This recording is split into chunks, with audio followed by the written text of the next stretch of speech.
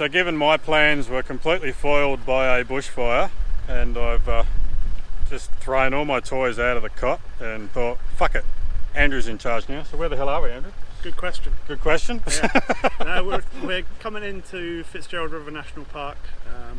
We're on the eastern side, and we've just come down Moir Road, I think it's called, and we're just about to hit the Moir track.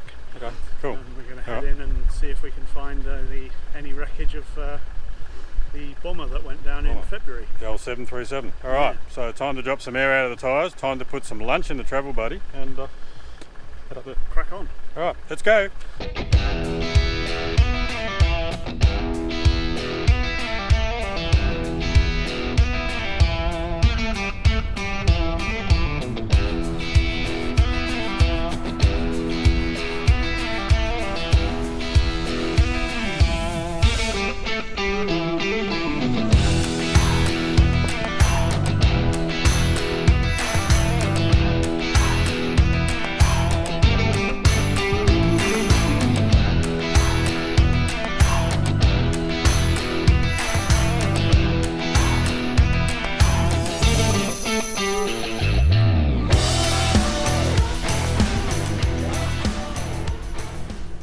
Well, so far so good. A couple of kangaroos just running along parallel to the truck and decided to cross just as I turned the outside camera off as normal. Yeah, nothing too difficult yet. Just dropped down to 28 in the back, 25 in the front. Running along the edge of a river. It's quite nice. There's some beautiful hills in the background, and apart from that, it's a bit dusty but pretty easy going. So yeah, hopefully we'll find the site of this bomber crash and have a look around and see if we can find anything. Otherwise, we've still got 2 days left, given that today we were supposed to be on the beach fishing. But don't fish around here, I don't think, unless there's something in that river. But never mind. All right, we'll keep punching along this track and see what we can find. Cheers, guys. All right, so we've reached what we think is the crash site. You can see down here how that's all been cleared. Down there and up there, obviously, so they could get the wreckage out. Now we're just going to go for a wander up through here, see if we can find some bits of plane. Oh, it's a bit boggy. Engage locker. This is something. Gary doesn't normally do this. Holy shit, man. Can I go back and bring me car? Bloody hell. If you can get through that, you go for it. Well, more chance I'm driving through it than walking through it.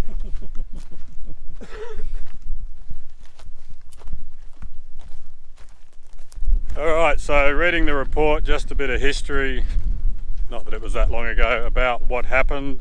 They had done their first pass on the fire and dropped 70% of their retardant load on the fire, and were coming around for a second pass where they clipped the trees and the ridgeline up there, which sent them down through here. Pilot and co-pilot had minor injuries. Another water bomber dropped their load of retardant on the plane in case it burst into flames, with the pilot still inside. They managed to escape, as I said, with minor injuries. And yeah, that was February 23, and wreckage pretty much cleared out. So we'll have a scout around and see if we can find bits. It was a Boeing 737, so interesting, but nobody died. That's one good thing. And yeah, it's pretty cleared out, but we'll have a look around and see what we can find.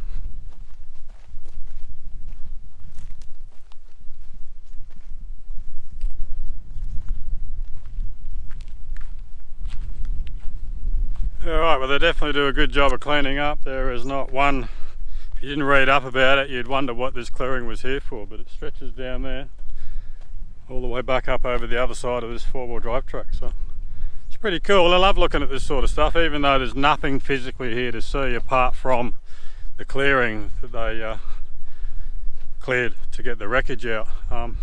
Yeah, I just love looking around for stuff like that. It's worthwhile, and yeah, as I said, even though you don't actually find anything, knowing that this is where it went down and I'm here is pretty cool as far as I'm concerned. So yeah, all right, Might find somewhere to go and have some lunch. And I think we might be heading down to Hamersley Inlet next. So we're back down onto the beach. All right. Cheers, guys.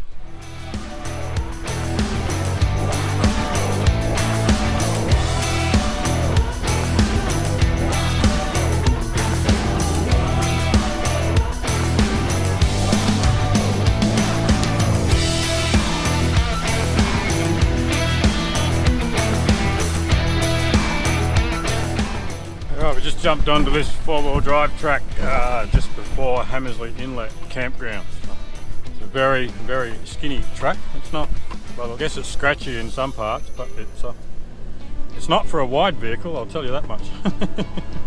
But at least it's four-wheel drive and I'm in low range. So, all right, let's see where this takes us, eh?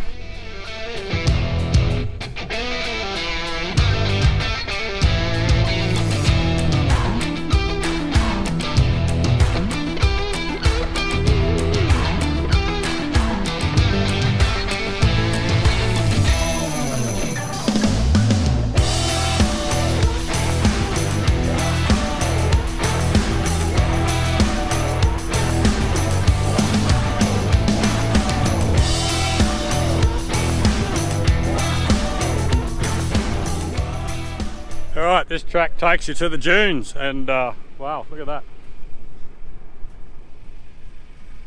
This is awesome, amazing.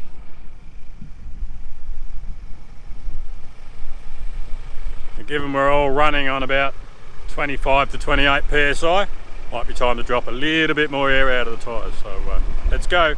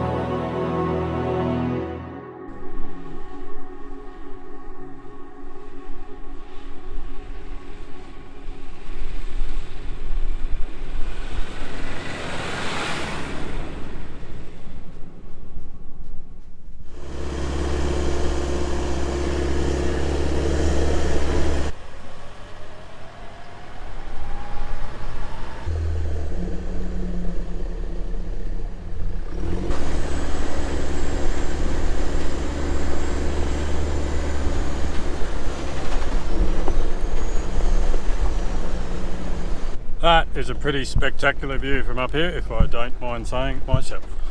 Check it out.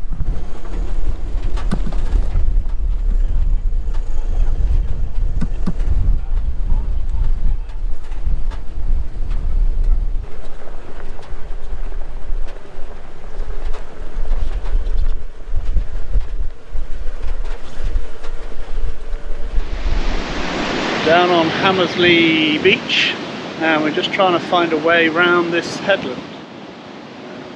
Looks like it's not going to happen.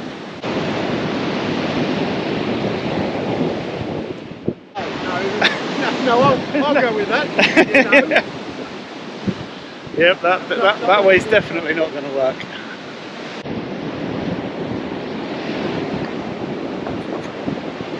So we sent the boss down to have a look, and I think it's a no-go. So it's going to be back the way we came, up through the sand dunes. It's definitely a low tide beach. So what's the verdict? No. Flat out no. That was easy. Unless you want to go rock hopping. No, I'm not getting through there. Not overly that keen on going rock hopping, so... Alright. And it's bloody windy. It is pretty breezy. In case you can't hear on the audio. Pardon? Hey, what? Alright. So, back the way we came.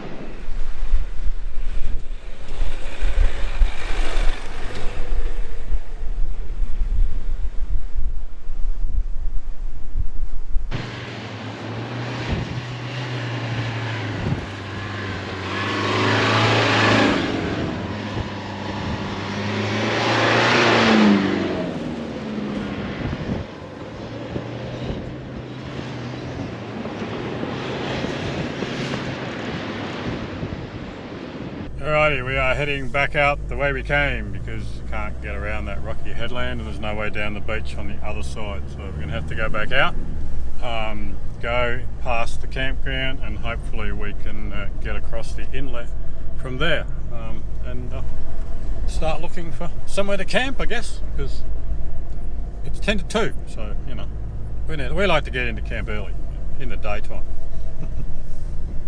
So, alright, let's see how we go. Alright, I believe camp is set up.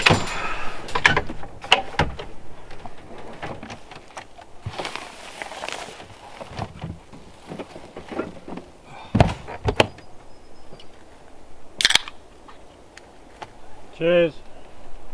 Yeah. I've got none, sweet. That green hut over there. That's what I said. If you'd have parked the other way, it would have been like right in the bed there. Not sure I want to sleep right next to the shitter. Especially camping with you.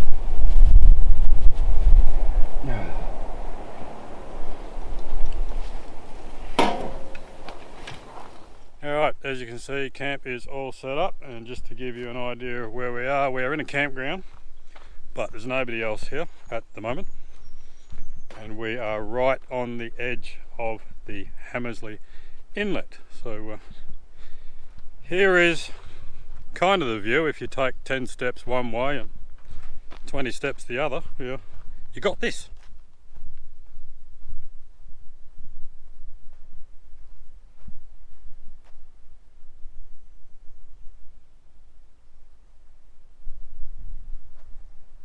Pretty specky. Now, as it turned out, we could not get down to the inlet to cross it, so we're going to have to go out and around the other way to get to the next spot we want to go to. However, it was getting towards that time to try and find camp, so we settled on a campground just near the Hamersley Inlet. So it's an on-a-box system, and there is nobody here. So yeah, going to enjoy a few of these, and I'll cook that burger up tonight. All right, cheers.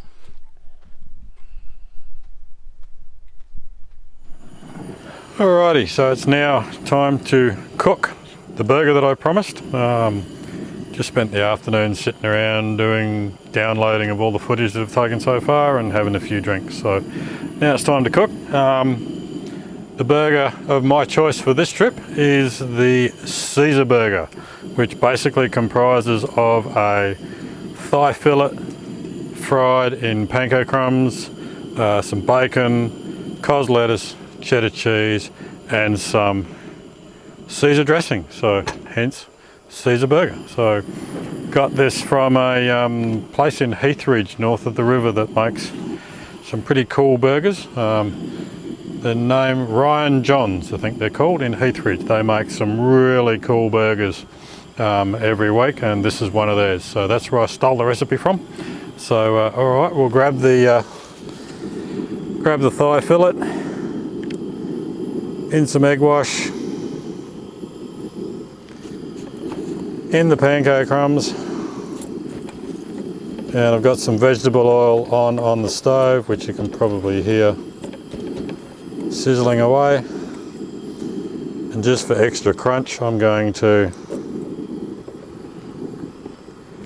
double crumb. So that's twice in the egg wash, twice in the panko. So as soon as that oil's up to temperature, we'll chuck it in. All right, one way to test if the oil's hot enough, nobody needs any fancy thermometers. Drop a couple of crumbs in there. If it starts cooking, it's ready. So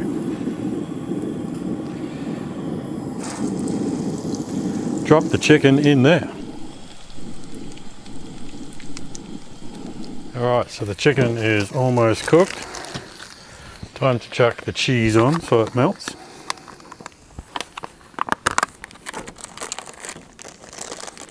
Now I just had to cover that with another frying pan just to get some heat in there to make sure the chicken was cooked, because nobody wants raw chicken on their burger.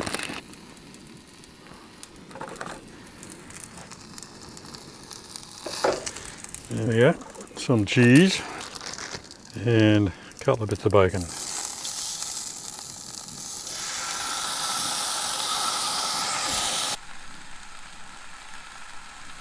Alright, time to toast the bun. Bacon on now. That'll help melt the cheese a bit more. Toast the bun. Almost there. A couple of bits of lettuce out.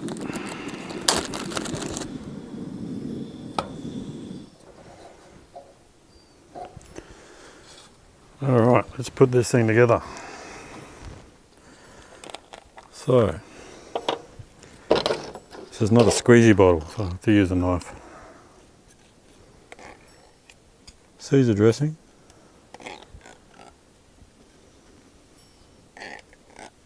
Somebody got a wind chime up out there, have they?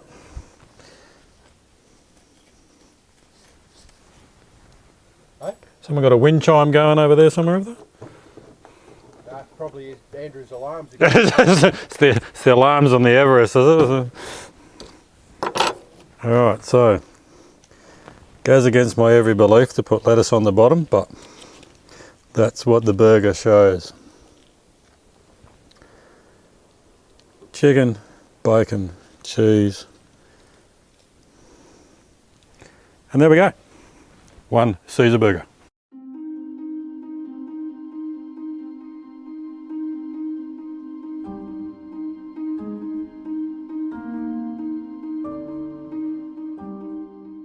Alright, I'm going to get stuck into that, and that will probably be it for tonight. So if I don't see you beforehand, see you in the morning, guys. Cheers.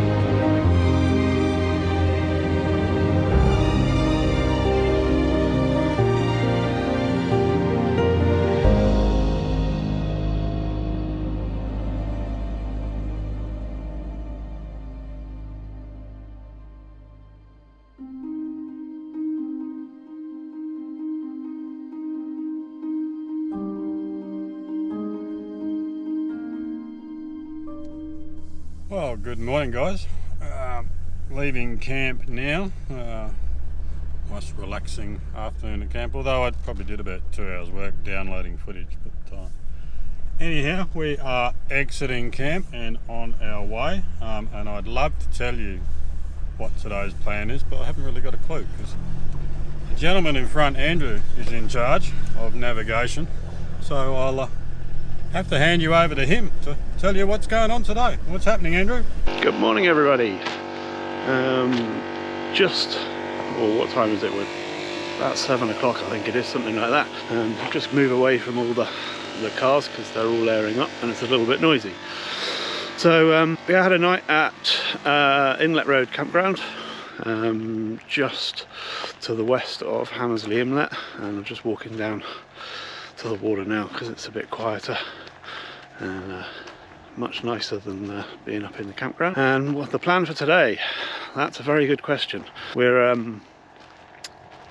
going to head back a little bit of the way we came, and we're going to try and get back down to the Hamersley Inlet from the other side this morning. We tried getting down via Hamersley Beach and couldn't get across. The tide was a bit high and there were some rocks and things at the on the shoreline that we couldn't quite get past. So we're going to try from Hamersley Inlet side and see what happens, and then we're going to try and go across to Whalebone Beach and then Coin Head. There may be a slight problem with that because there is the Whalebone track is supposed to be closed, but it doesn't quite say which one. It doesn't mark it on the map, so we're going to have to suck it and see a little bit this morning, and then if we can get over to Coin Head, then we might spend the night there. If not, then we'll probably head back over to the other side of Fitzgerald and see what we can find there. Maybe get down to Fitzgerald Inlet and go from there. So we will see how it goes, and we'll catch you in a bit when we've found out whether we can where we can make it to. See you soon. Alright guys, that is it for this episode. Make sure you tune in to the next episode, part 3, where we follow this awesome track out to Coin Head, and we stumble across this amazing private little beach. Your own private beach. Nobody else around. Doubt there'll be anybody else here today. Wow. And after lunch we stumble across this guy on another beach who is just waiting for our mate. Hi. Might be time to let the tyres down. I think so. I'm that guy! Once again guys, I'd just like to take this opportunity to thank you so much for watching. Don't forget to like, subscribe and share. If you want to help support the channel, you can join us on our Patreon, and the link is in the description, or you could go to our website www.perth44-adventures.com.au and purchase some merch. That would help us out. So once again, thank you for watching, and we'll see you in the next episode. Cheers guys.